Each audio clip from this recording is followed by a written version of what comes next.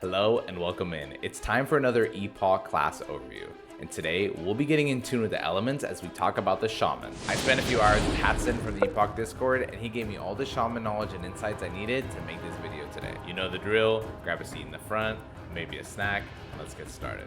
Before we jump into general class changes, I just received word about a short update.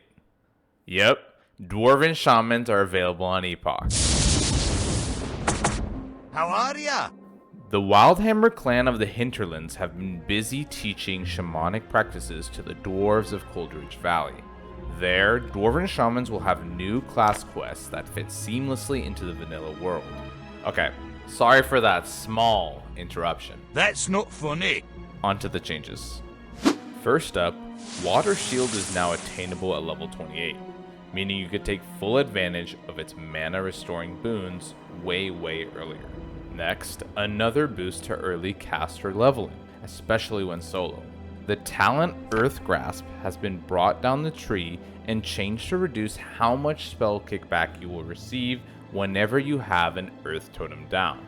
Likewise, your talents that reduce cast time are also brought down earlier. Wait, what's that on the tooltip? Molten Blast? Yep, that's a new spell. Epoch essentially grants you a spammable fire spell here that benefits from most but not all of the talents that impact Lightning Bolt. We'll talk more about why this ability is important when we get to the spec discussions. Like many other party buffs on Epoch, totems have become raid-wide. This is of course a change that will simplify raid group composition, but this could result in bringing a little less shaman to the raid compared to vanilla and TBC, although that conversation has a lot more nuance that needs to be considered. The addition of totem calls allows you to drop a preset combination of all 4 totem types. Unlike future versions of this ability, on Epoch these calls have a cast time, but you can move while casting this ability. I think this is a good way to balance the modernity of totemic calls while still preserving the classic feel of slow and meaningful combat choices. On the topic of totems, Fire Nova Totem has had a tweak to make it much more useful. Let's check out what Hatson had to say. Yeah, but whenever you placed it, it would immediately generate like a lot of threat on proxy as soon as you place it. So mobs would often hit it like before it can blow up. It generates 0 threat before it blows up now. So you can just throw that down when you're fighting things. Thanks, Hatson. I've played a lot of Elemental Shaman, and not having to work around that threat bug is gonna feel awesome for you guys. Flame Tongue Weapon has been changed to now provide you with some spell power. That's a significant buff to all spell damage you'll be dishing out as a shaman, especially in those earlier levels. Now for our shamans who just can't get enough of those Wind Fury procs, Epoch has changed Wind Fury to have a 36% proc chance. This was always the case for TBC dual wielding, but this is now the case for two-handed enhancement players as well. We'll discuss what that means for enhancement a little later. Shamans who want to live a tank fantasy should feel emboldened to on Epoch. Epoch has reverted TBC era nerfs to Rockbiter, and the Spirit Weapons talent has received a change to disable the threat reduction the talent provides if you're wearing a shield. They are definitely viable while leveling in dungeons, but keep in mind it will be more difficult as you approach max level content. It's a safe guess to say they won't be a main tank or anything, at least from what we know right now. A lot of classes in Epoch have new RP, or maybe you could say flavor abilities. The Shaman in this case has a new ability called Soothe Elementals. I wonder if there's some secret to discover by using this ability in a certain place. That's it for the general class changes. Let's talk about enhancement gameplay. For honor. In PvE, the Enhancement Shaman was once seen as a support class, but here on Epoch, I've been told their performance in the beta has been positive. Due to the Wind Fury proc chance change, you can dabble with a two-hander or try dual wield. With either weapon style, you can mix in spell weaving for some interesting results as well. Take note, spell weaving applies to Lightning Bolt and Molten Blast only. On the note of spell weaving, Epoch has made some changes to Storm Strike. While the number looks smaller, notice the effect is now a duration and not a charge. This means you and your entire raid will benefit from this effect to a much higher degree than base TBC. Enhancement Shamans will thus be more attractive to raid teams and deal a bit more damage on their own. Itemization as enhancement has gotten very interesting. With the introduction of primal wielding, there are some opportunities to include more caster stats on the pieces you choose.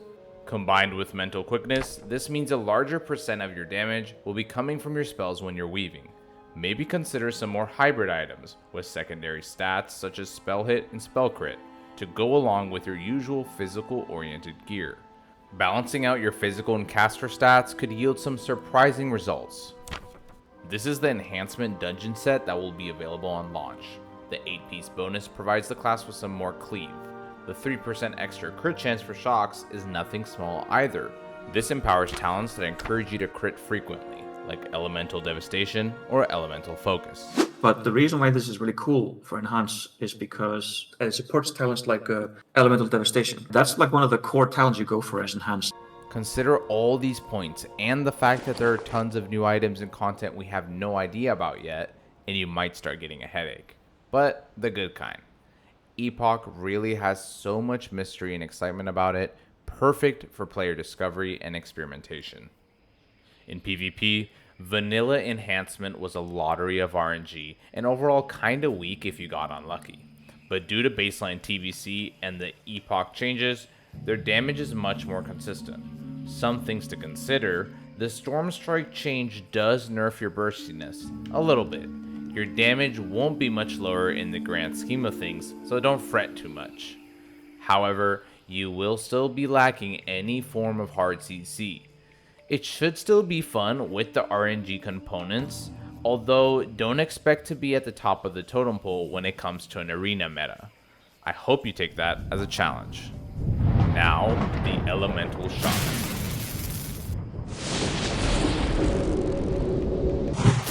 Elemental Shamans have received some much needed changes to fully unlock their potential.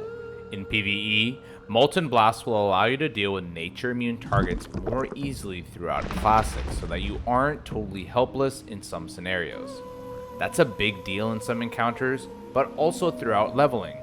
The new talent Rolling Thunder allows you to produce lightning shield charges that you then fire at your enemies. You can expend some of these charges forcefully with Earthshock in order to deal a spike of damage. The addition of Rolling Thunder could pose an interesting question. Do you run Water Shield for more mana, or Lightning Shield for a bit more burst? I'm excited to see if this mechanic can make the Elemental Shaman rotation a little more active. Talking itemization, the stats Elemental Shamans seek will not differ much from TBC. You'll still be looking for Spell Power and Spell Crit as your secondaries. The Ele set has cleave bonuses with the 6-piece, and the 8-piece allows you to Fire Twist, meaning you can now drop a Fire Nova totem to AoE while everyone can still enjoy the Totem of Wrath bonus. Overall, this should be a decent boost to your damage, especially in council type encounters.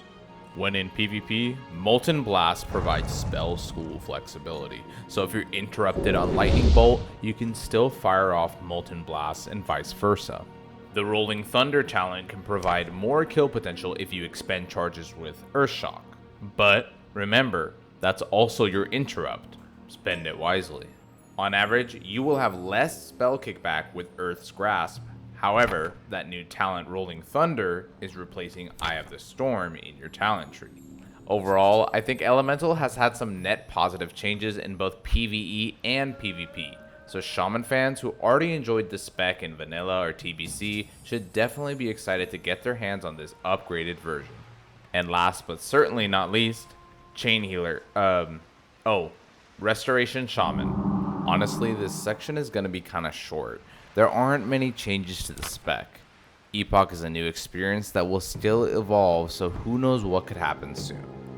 In PvE, you're still probably going to be the best raid healer, and you're still going to be doing a lot of chain healing.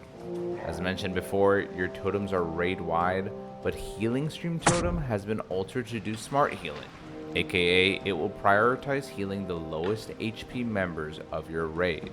The Restoration Shaman dungeon set amplifies its existing strengths, but no interesting interactions here to really highlight. PvP healing performance is left unchanged, but you can subspec to Elemental and spend way less talents to get reduced cast time on damaging spells. This could mean Resto might have a bit more kill potential. Also, if your heals get kicked but you want to stand and fight, I guess you could now start casting Molten Blast. Alright, that's about it for Resto. I think we're ready to talk a little bit about how all the changes I've mentioned could impact your leveling experience. Leveling as a Shaman is certainly more flexible in Epoch.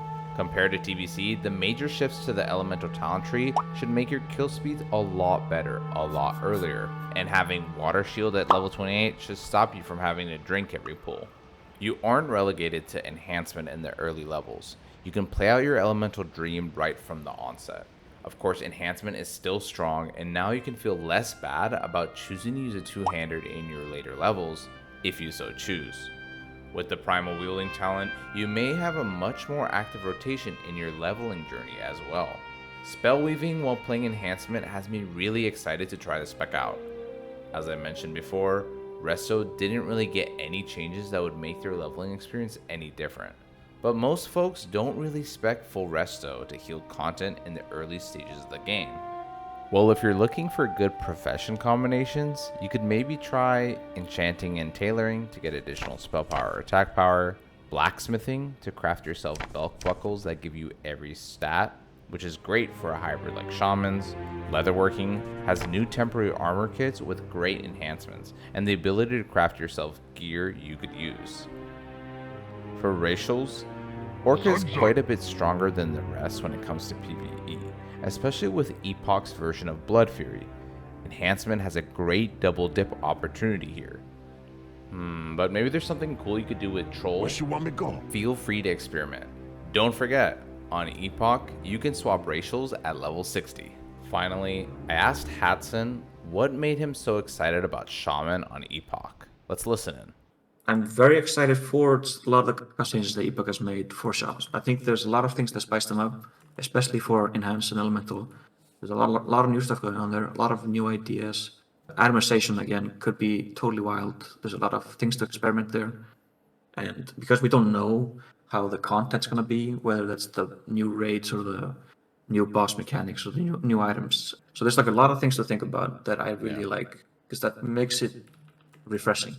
You heard it from the man yourself. Hatson has been playing Shaman since the original TBC came out, and Epoch's version feels refreshing to him. Thank you, Hatson, for all the insights, because this video could not have happened without you. And of course, another big thank you to everybody who's been sending love for the last video and sticking around to watch this one. Now, let me know in the comments, will you be playing Shaman, or what class do you want to know about next? If you want more videos like these, you know what to do. Hit the subscribe button, because I'm probably already working on the next one. I'll be streaming lots of Project Epoch on launch and going forward, so join me here live on YouTube. This is Muzzy, and I'll see you guys next time.